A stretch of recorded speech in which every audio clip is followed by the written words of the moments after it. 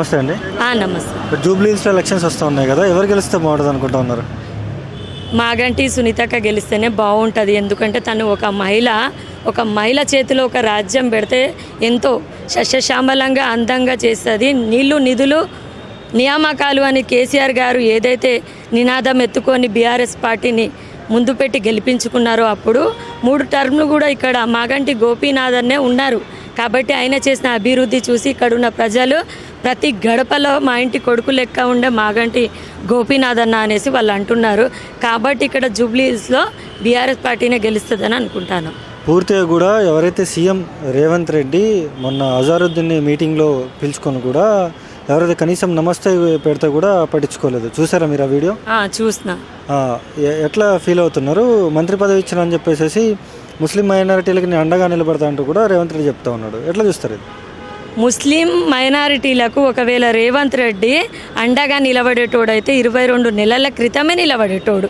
22 నెలల తర్వాత ఎప్పుడైతే మేమన్నాము ఒక్క మంత్రి కూడా మైనారిటీకి ఇప్పటివరకు ఇవ్వలేదు.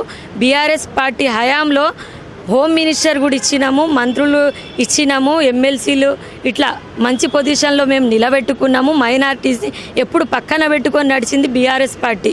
మైనారిటీలను ఎంతో సపోర్ట్ చేసింది. అధికంగా బడ్జెట్ కూడా మైనారిటీలకే ఇచ్చింది. అప్పుడు అది షాదీ ముబారక్ రూపంలో కావచ్చు, మైనారిటీ బందే కావచ్చు, కళ్యాణ లక్ష్మితో పాటు ఈయన తులం బంగారం అని హిందువులకు కూడా అన్నాడు. కానీ పాపము ఆ తులం బంగారం ఆశతోటి వాళ్ళు మైమర్చిపోయి అది కూడా ఊర్లలో ఓటేసినారు. 1-2% తోటి బీఆర్ఎస్ పార్టీ పోయిన తర్వాత కూడా పాపము ఫస్ట్ వాళ్ళకే రైతు బంధు ఎగ్గొట్టిండు ఆయన. 2 లక్షల రుణమాఫీ చేయలేదు. ఫస్ట్ ఏడ్చింది ఎవరు అని అంటే ఊర్లలో రైతులే. కేసీఆర్ గారు ఓడిపోయినరని ఏడ్చిండ్రు. అంటే ఇప్పుడైనా వాళ్ళకు అర్థమైపోయింది. అదే హైడ్రా తీసుకొని వచ్చి అందంగా కట్టుకున్న మహిళల ఇల్లులు కూలగొట్టిండు. మరి ఇందిరమ్మ రాజ్యం అన్నాడు కదా, మరి ఆ మహిళల ఇల్లు కూలగొడితే వాళ్ళు ఆడోళ్ళు కాదా? అందుకే నేను అంటున్నా, ఒక లేడీ వచ్చేసి ఒక అన్న కేసీఆర్ అన్న ఎక్కడున్నావు రా అంటే కేసీఆర్ గారు ఏమన్నా కత్తి వాడి చేతికి చిద్దం నన్ను చేయమన్నారు అనేసి అన్నారు కదా. అంటే ప్రతిరోజు ప్రతి నిమిషము కేసీఆర్ గారిని తలుచుకున్న రోజు ఉండదు తెలంగాణ ప్రజలు. ఎందుకంటే కేసీఆర్ గారు ఉన్నప్పుడే తెలంగాణ బాగుండే. 22 నెలల నుంచి భ్రష్టు పట్టింది తెలంగాణ. ఇక్కడ జూబ్లీహిల్స్లో మళ్ళీ గులాబీ జెండే ఎగురుతుంది. అంతకుముందు కూడా గులాబీ జెండే ఉండే. ఇక్కడ గెలిస్తేనే రేవంత్ రెడ్డికి తెలుస్తుంది మైనారిటీ ఒక మంత్రి పదవి ఇవ్వాలా. ఇప్పుడు మేము చెప్పిన తర్వాత ఆయనకి ఇచ్చినా కూడా నేను ఒకటే చెప్తా, మరి ఇన్ని రోజులు మైనారిటీలు గుర్తు రాలేదా? మైనారిటీలకు అర్థం కాదా? అంటే మేము చెప్పినప్పుడు మాత్రమే గుర్తు చేసుకొని ఒక మంత్రి పదవి ఇచ్చి ఆ మంత్రికి కూడా కరెక్ట్ ఇజ్జత్ ఇస్తలేడంటే మరి మైనారిటీలకు మాకు తప్పనిపించదా? అందుకనేసి ఎప్పుడైనా గెలిచిన వెంటనే మంత్రి పదవి ఇచ్చేది ఉంటే ఈరోజు మైనారిటీలు ఏమన్నా చేసు కావచ్చు. కానీ గెలిచిన వెంబటే మాత్రం ఆయన మాకు ఏ మైనార్టీకి ఏ పదవి ఇవ్వలేదు. ఆయన ఏమన్నాడు, 4,000 కోట్ల రూపాయల బడ్జెట్ ఇస్తా, 1,000 కోట్ల అధికంగా ఇస్తా. మళ్ళీ ఏమన్నాడు, తులం బంగారం ఇస్తా, 10వ తరగతి పాస్ అయితే 10,000, అది డిగ్రీ పాస్ అయితే 15,000 అన్నాడు. మరి అవన్నీ ఎక్కడ ఉన్నాయి? మైనార్టీకి ఏమి ఇచ్చిండు? ఇప్పటివరకు సప్లాన్ కూడా చేయలేదు. మరి అట్లాంటప్పుడు మరి ఎందుకు గెలిపించుకుంటాం కాంగ్రెస్ ప్రభుత్వాన్ని? మళ్ళీ బీఆర్ఎస్ పార్టీకే పట్టం కడుతుంది జూబ్లీహిల్స్. పూర్తిగా కూడా ఎవరైతే నవీన్ యాదవ్ ఉన్నాడో కాంగ్రెస్ పార్టీ అభ్యర్థి, ఆయన రౌడీ షీటర్, అది ఇది దందాలు వసూలు చేస్తూ ఉంటారు, అది అని చెప్పేసి మాట్లాడుతున్నారు. వాస్తవం అనేది ఒకటి చెప్పానా, ఆయన 3 సార్లు నిలబడ్డాడు. ఫస్ట్ ఓడిపోయిండు.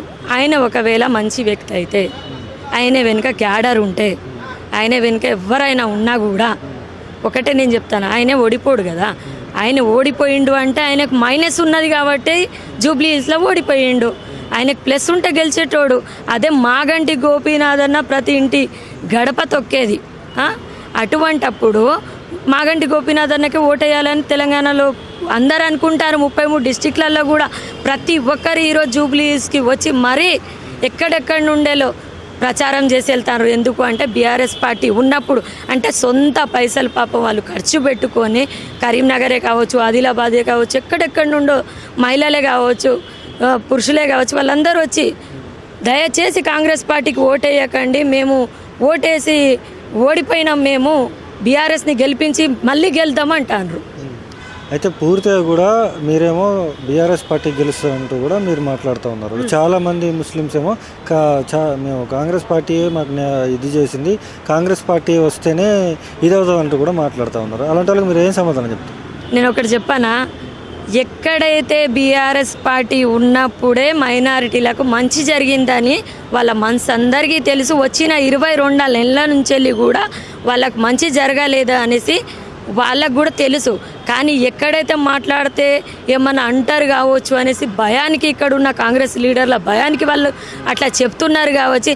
ప్రతి ఇంటి లోపల నేను వెళ్ళి అడిగిన చాలామంది మైనారిటీ, కేసీఆర్ గారు అంటే మా ఇంటి పెద్ద దిక్కు, మా ఇంటి పెద్ద కొడుకు, మాకు 200 ఉన్న పింఛను 2000 రూపాయలు చేసిరని అవ్వాలంటుంటే సింగిల్ ఉమెన్స్ ఉంటారు కదా పాపం, మేము హస్బెండ్స్ను వదిలేసి ఇంట్లో ఉన్నా కూడా మాకు 2000 రూపాయలు వస్తున్నాయి అనేసి చాలామంది, మా బిడ్డకు షాదీ ముబారక్ వచ్చింది, కొందరు మాకు మైనారిటీ బంద్ వచ్చింది అంటే ఎక్కడైనా అదే అంటారు కదా, హనుమంతుని గుడి లేని ఊరు లేదు, కేసీఆర్ గారు అందించని పథకాలు అందిన ఇల్లు లేదు అని అంటారు కదా, అట్లుంది మైనార్టీలలో.